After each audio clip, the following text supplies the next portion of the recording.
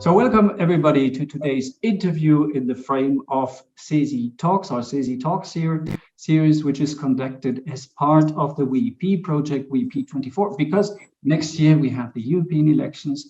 And we want, of course, to flag the good things, but also the bad things which are happening in the European Union, but also raise awareness of our members to go, if possible, to vote. And today I'm very, very pleased. I have Manon Aubry with me, co-chairwoman of the left group, the GUE NGL, very, I would say, visible, present and vocal in the European Parliament, and also member, of course, of the Conference of Presidents of the Econ Committee and the Committee on Legal Affairs, and very important for us also the subcommittee on tax matters. And if I may mention also that Manon was a former spokeswoman of Oxfam France on tax evasion and fraud. Ms. Aubry, welcome. Thanks very much, and thanks for the invitation. Ms. Aubry, next year's elections, I just mentioned it. You are very, as I said, very visible MEP. Also, what are your fears and hopes when you think of the upcoming elections? You know, it's been my first mandate here in the European Parliament, but I still think it's a very key moment that we're at now, and the next year will be decisive for the future road of the European Union that is at the moment at a crossroads. Because if you look back at the last few years, the European Union has been shaken up by a few crises, the COVID crisis, the energy crisis, the war in Ukraine. And this also has shaken, to some extent, some of the neoliberal dogma. If you would think about it, me coming from the left, I would never have imagined a few years ago that austerity would have been suspended, and budgetary measures, that some market competition rules would have been suspended. And what the crisis have highlighted is how irrelevant, inefficient are austerity rules on one hand, and the lack also of industrialization. You know, you might remember during the COVID crisis, we're not even able to produce face masks, which is just a piece of paper, just because our country, our continent has been desindustrialized. Sorry for my French accent. And it's clearly a political choice. And I think the question at this moment for 2024 EU election, it will be, should we get back to business as usual or not? Should we go back to austerity or not? Should we go back to market competition or not? Should we go back to free trade that had destroyed our industrial landscape in Europe or not? And all of those questions will have to be decided in 2024 because the rules have been, to some extent, suspended. And in this context, it is the time when the right wing and the far right are now collaborating together in the European Parliament. So the question for us coming from the left, and my group in particular, is, do we want to draw another direction than the one that the right and the far right are designing together? And do we want to defeat this coalition and to deliver green and social victories? And that should be our objective for the next mandate. So you would clearly say to the citizens also, go vote, right? Exactly, because maybe we're going to talk about the nature restoration law at the moment. That is a very important Green Deal bill that is about biodiversity. And the vote is actually next week, and it's going to be super tight, maybe by 5 votes or 10 votes. So every single vote will matter, because at the end of the day, in that very fragmented parliament, every single MEP is super important, because you don't have a single group that has the majority. You need coalition, and we have this new context of coalitions of the right wing and the far right. And this is why we, as the left group, we're trying to work together with the socialists, with the Greens, to defeat that new right wing and far right coalition. Ms. Aubry, you spoke about the crossroads and also the how could I say, the reverse of the until then neoliberal dogma. What measures can be taken if we think of the economic governance and budgetary surveillance? There's a proposal now from the European Commission for revised, let's say, framework for the European semester. What is important for you when we think of this macroeconomic governance to keep societies, I would say, also within the member states fair and resilient? Well, I would say it's always glass half full, half empty. On the glass half full, I think there's now a growing general consensus that the current rules are not working. And we've been saying that for years and years, that those rules, the 3% deficit rule, the 60% debt rule, that cannot be respected by member states, are stupid. They don't have any economic relevancy, and they have led to cuts, especially in hospital and public hospitals, and we directly suffered the price during the COVID crisis. So the rules are outdated. The rules are not functioning. The rules need to be revised. We won that battle. But remember when I said that we are at the crossroads? We won the cultural battle, but now we still need to win the political battle, because indeed the Commission has proposed a revision of those rules that plan a little bit more flexibility for member states in exchange of much more sanctions. So, and I want to be very, very clear on that I think we're at risk of having the biggest austerity crisis in the coming years if those new rules are implemented. It will mean that countries like France, like Italy, like Spain, like Greece, that are way above the 3% deficit rule, but have not collapsed, on the other hand, would have to cut hundreds of thousands of jobs in public hospitals, in schools. This will be the concrete consequence of a stricter sanction on austerity measures.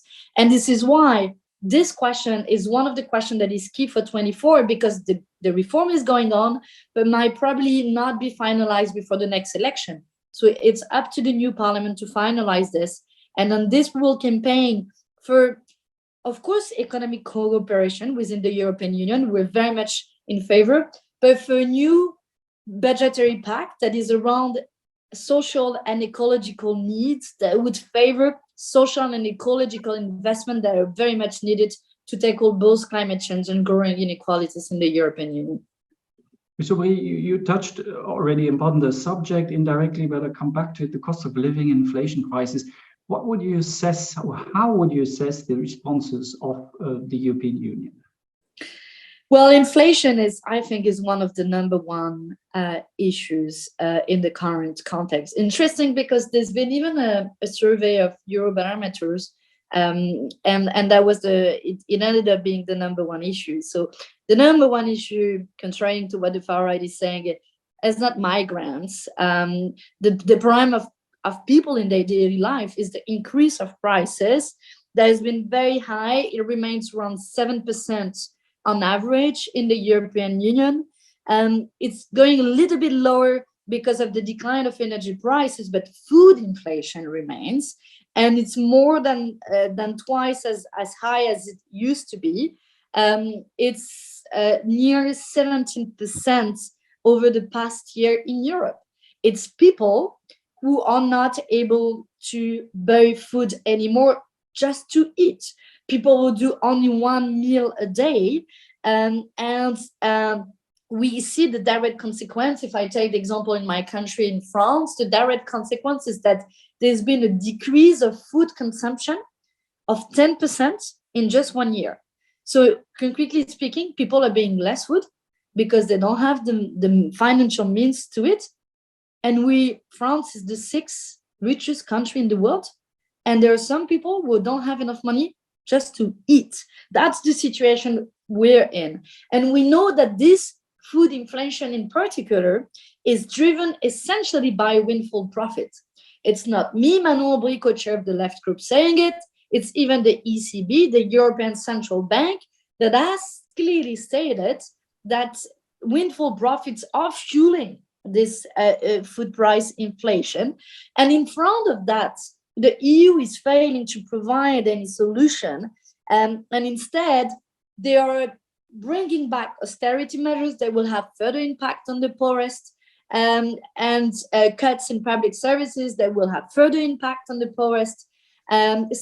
Also severe monetary tightening, especially coming from the European Central Bank, increasing the interest rate. I think it's a pity, because there would be quite straightforward solution to tackle the raising of cost of living. And among the left proposals, what we're calling for is to tax windfall profits in all sectors. The European Commission eventually, finally, realized that there were, windfall profits. There's a tiny tax on the very specific parts of the energy sector. This needs to be extended to all companies that are making windfall profits. And we need to make sure that we have a regulated tariff for energy, especially for the poorest, and to lower VAT, especially on food items, for people to be able just to survive and buy the food that they need. And eventually we need a U-turn on the monetary policy that I've been mentioning. All of those proposals will be the strongest proposals that we will carry for next year's elections. And I think can resonate in the daily life of a lot of people, but also can resonate in what trade unions have been calling for a long time. Because if salaries are not increasing, it's because their shareholders increasing their share of the profits. If you look at it, the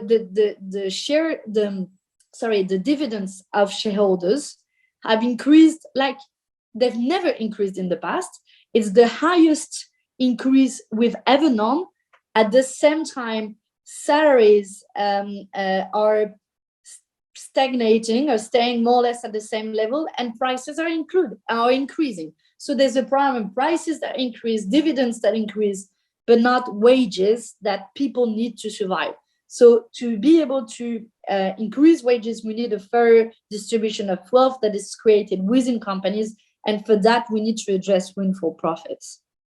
Yeah, you have us with you on this issue of windfall taxes, and of course the issue of how could I say, an appropriate relationship between wages and dividends. I heard recently that while the wages increased by 4%, the dividends, if I remember well, referring to the European Union, increased by 14%, or even in Spain that 90% of the inflation is due to profits and profit dividends, which are being paid out. So of course, we have the same agenda in this regard. Absolutely.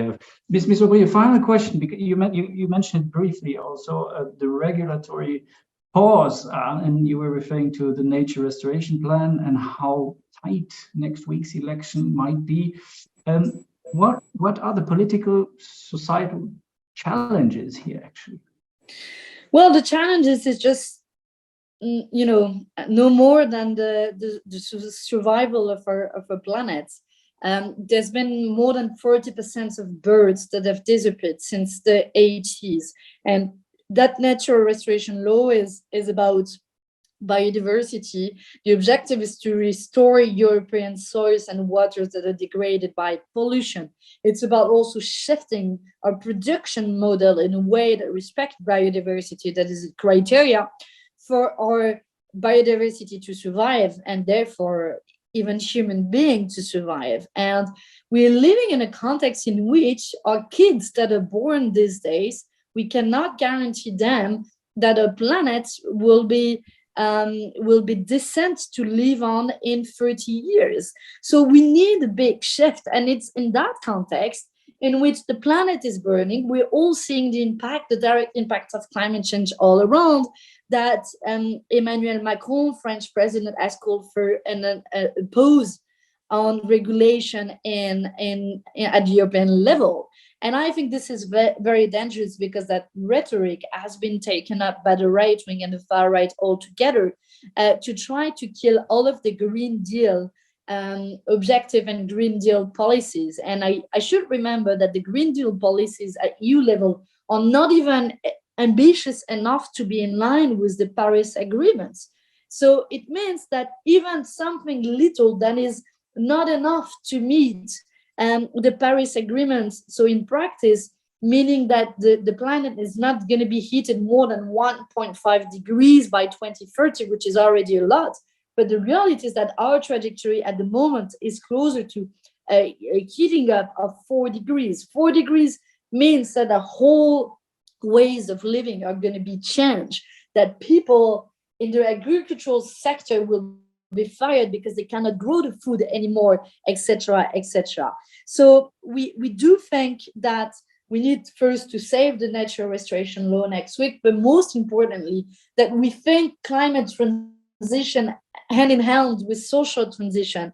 And that's, I think, the core identity of the left group here in the European Parliament, is to think the need for a climate transition, that we don't have the choice just for our society to survive, but to think about the social cost and to ensure that we support workers, that we train workers, and we support them in the necessary adaptation. Because actually, if you're serious about tackling climate change, it can also create a lot of jobs.